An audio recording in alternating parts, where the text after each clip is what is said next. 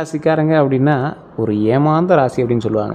அவங்க கூட இருக்கிறவங்களே எங்களை நிறைய பேர் ஏமாற்றிட்டு தான் இருப்பாங்க. அது தெரிஞ்சு எங்ககிட்ட பழகிட்டு தான் இருப்பாங்க. எங்ககிட்ட வேலை பார்க்குறவங்களும் நிறைய பேர் ஏமாற்றுவாங்க. அது தெரிஞ்சு எங்ககிட்ட பழகிட்டு தான் இருப்பாங்க. அதே போல் இந்த காலகட்டம் தேவையில்லாத பணச்செலவுகளை நீங்கள் வந்து சந்திச்சிருப்பீங்க.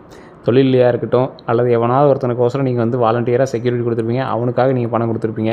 உங்களுக்கு வர வேண்டிய பணங்கள் நிலுவையில் இருக்கும். தேவையில்லாத ஏதாவது செலவுகள், வண்டி உடஞ்சிருக்கும், கண்ணாடி உடஞ்சிருக்கும், இந்த மாதிரி நிறைய சின்ன சின்ன சிக்கல்கள்லாம் உங்களுக்கு வந்து நடந்திருக்கும். அதுக்கு வந்து அமௌண்ட் கட்டுற மாதிரி இருந்திருக்கும். இது எல்லாமே இனிமேல் வர வர சரியாக ஆரம்பிக்கும். சார் போன மாதமே இப்படி தான் சொன்னாங்க, ஆனால் இன்னொன்று சரியாகலை அப்படின்னு நினச்சிட்டு இருப்பீங்க.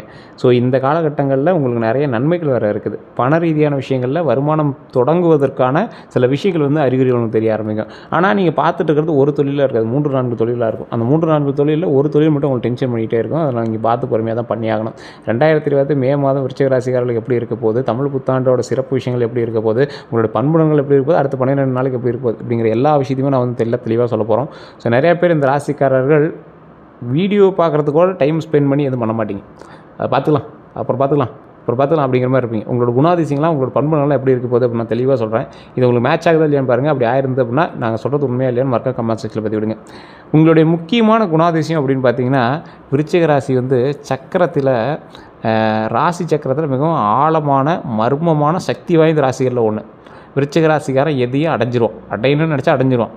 அவங்ககிட்ட இந்த மாதிரி குறுக்கு பேசுகிறது, இதாக பேசுகிறதா இல்லை. Straight forward person. பிடிச்சிருக்கு, செஞ்சுவேனா செய்வேன், செஞ்சு காட்டுவேன், வெற்றியோ தோல்வியோ நான் பண்ணியே தீருவேன் அப்படின்னு ஒரு இறங்கி வேலை செய்யக்கூடிய ஒரு நபர்.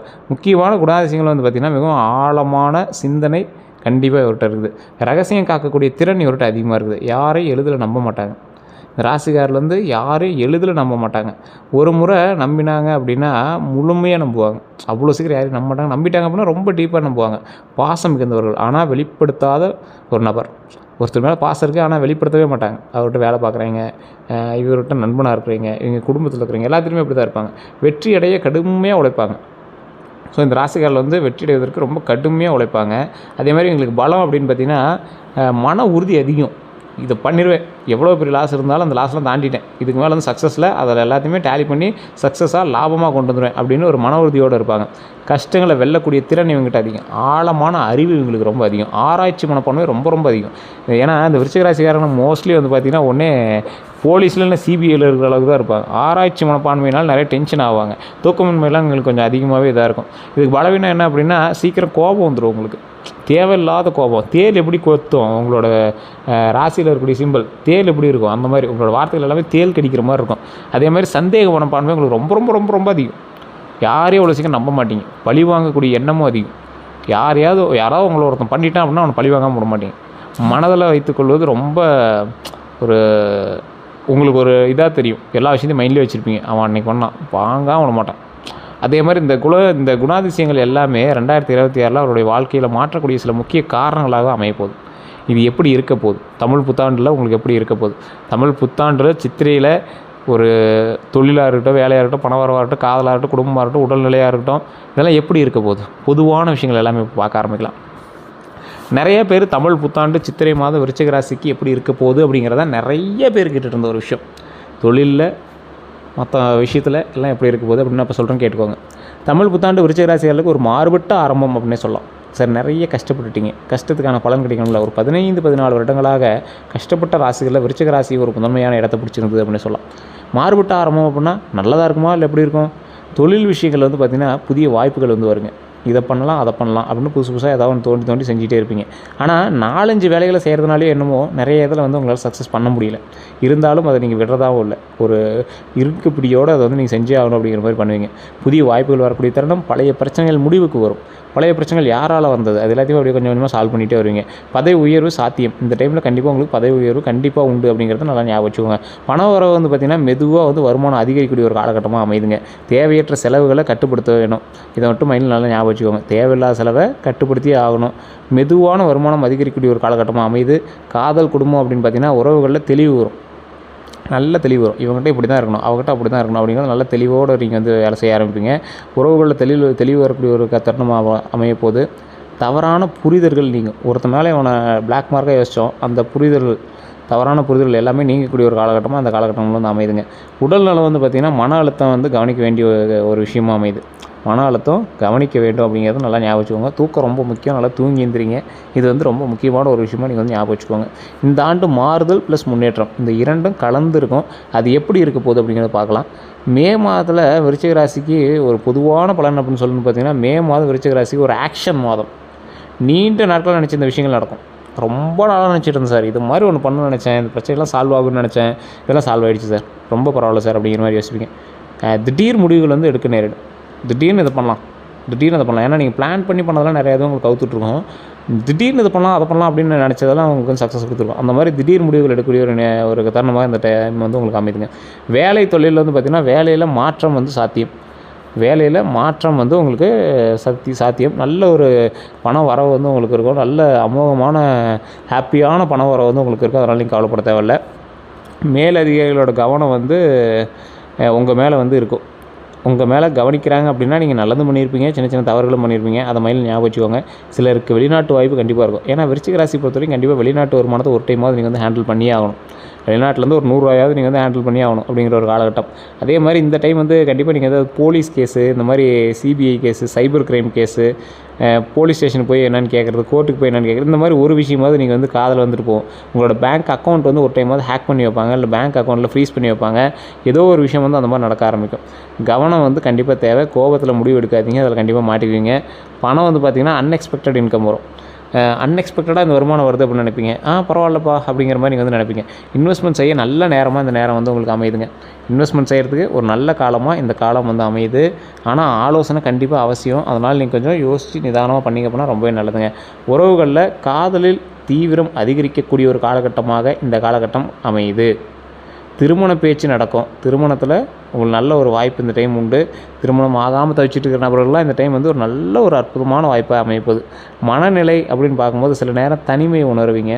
கொஞ்சம் நேரம் தனியாக இருந்து கொஞ்சம் ஏதாவது யோசிக்கலாம் அப்படின்னு நினைப்பீங்க. அப்படி யோசித்து ஏதாவது புதுசாக உருவாக்கலாம்னு நினைப்பீங்க. ஆனால் பின்னாடி பழைய விஷயங்கள் வந்து உங்களை நோண்டிகிட்டே இருக்கும். இல்லைனா ஏற்கனவே ஆரம்பித்து வச்ச விஷயங்கள் உங்களுக்கு டென்ஷன் பண்ணிகிட்டு இருக்கும். அந்த தொழிலில் அப்படி இருக்குது அப்படி இருக்குன்னு ஏதாவது ஃபோன் வந்துகிட்டே இருக்கும். இந்த மாதிரி சில விஷயங்கள் இருக்கும். குடும்பம் தான் உங்களுக்கு ஆறுதல், குழந்தைகள் தான் உங்களுக்கு ஆறுதல். அதுவே வந்து பார்த்திங்கன்னா கொஞ்சம் நாட்களில் நல்லபடியாக எல்லாமே மாறும், நல்லதாக அமையும். எப்போவுமே குடும்பத்தை நல்லபடியாக பார்த்துக்கோங்க. அதுதான் உங்களுக்கு வந்து மெயின் ஒரு தூணாக உங்களுக்கு வந்து இருக்கும்.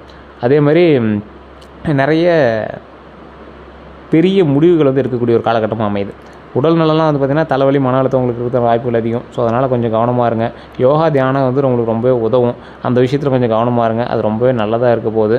அதே போல் இந்த ராசிக்காரர்களுக்கு அடுத்த 12 நாட்கள் எப்படி இருக்க போகுது அப்படின்னு பார்த்தா, முதல் 2 நாள் 1வது நாளும் 2வது நாளும் புதிய ஆரம்பம் உங்களுக்கு உண்டு. நல்ல செய்திகளும் உண்டு.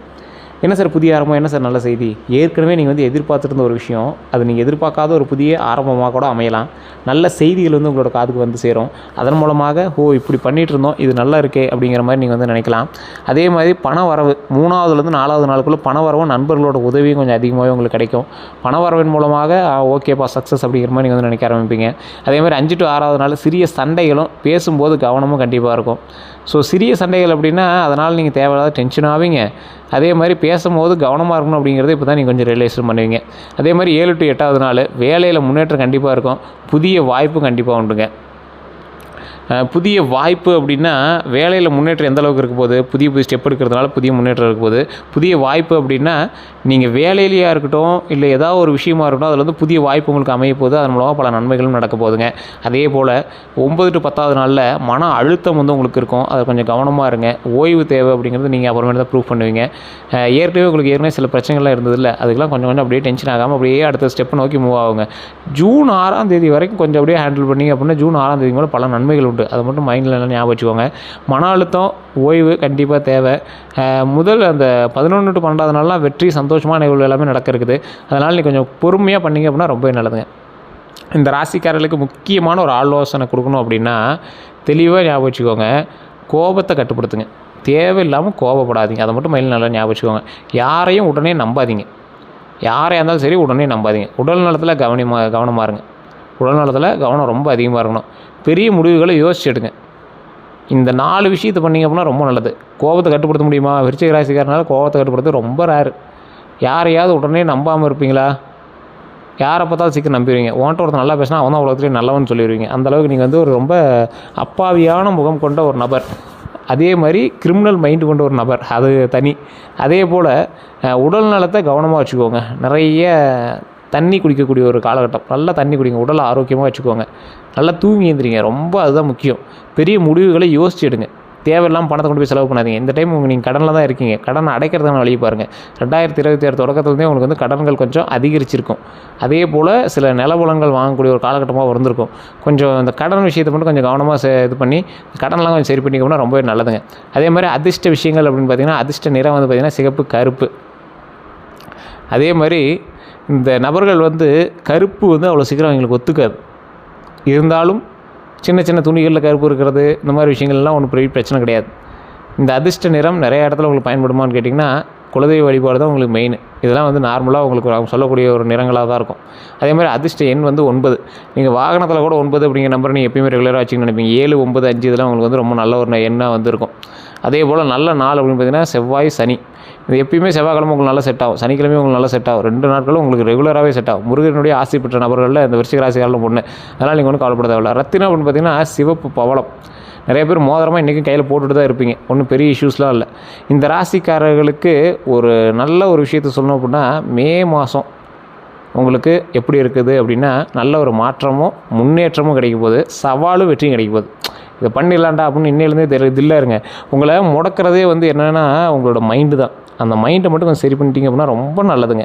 அதை மட்டும் மைண்டில் ஞாபகம் வச்சுக்கோங்க. மாற்றம் கண்டிப்பாக உண்டு, முன்னேற்றம் கண்டிப்பாக உண்டு, சவால் கண்டிப்பாக உண்டு, அதில் வெற்றியும் கண்டிப்பாக உண்டுங்கிறது ஞாபகம் வச்சுக்கோங்க. இந்த மாதம் உங்களோட வாழ்க்கையில் மாற்றக்கூடிய மாதமாக இருக்கும். வாழ்க்கையை மாற்றக்கூடிய மாதமாக இருந்தாலும் உங்களுக்கு நல்லதாகவே இருக்கும். அதே மாதிரி பண்பு நலன், உங்களுடைய நல்ல பண்பு நலன் மூலமாக உயர்வை சந்திக்கக்கூடிய நபர்கள் இந்த விருச்சிக ராசிக்காரில் ஒன்று. இந்த ராசிக்காரர்கள் இந்த புத்தாண்டு மட்டும் இல்லை, எந்த புத்தாண்டுலேயும் வந்து வளர்ச்சி மட்டும்தான் இனிமேல் காணுவீங்க.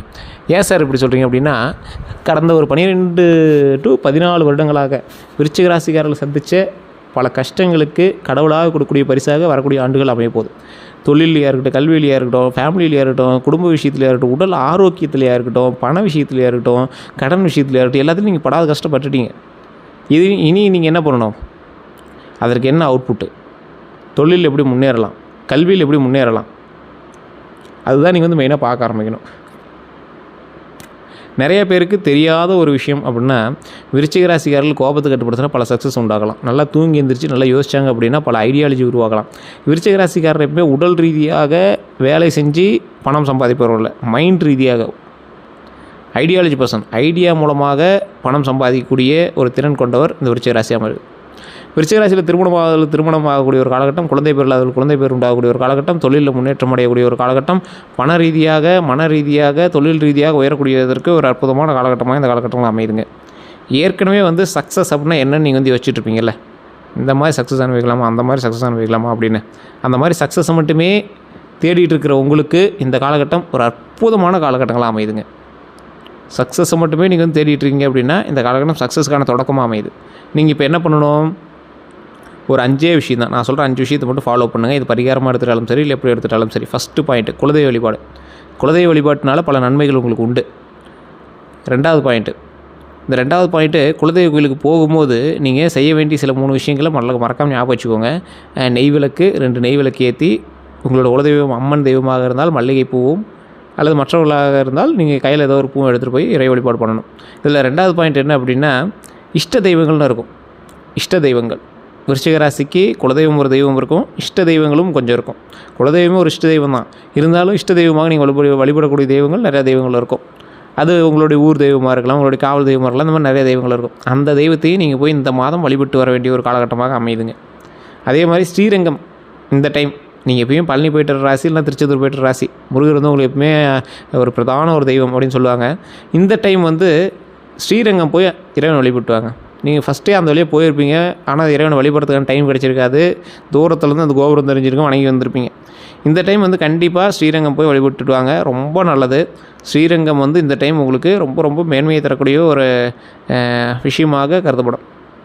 இந்த ராசிக்காரர்களுக்கு ஸ்ரீரங்கம் போயிட்டு வரது 2வது விஷயமாக சொன்னேன். 3வது விஷயம், நீங்கள் செய்யக்கூடிய ஒரு மிகப்பெரிய ஒரு விஷயம், ஒரு 5-6 பேருக்காக அன்னதானம்.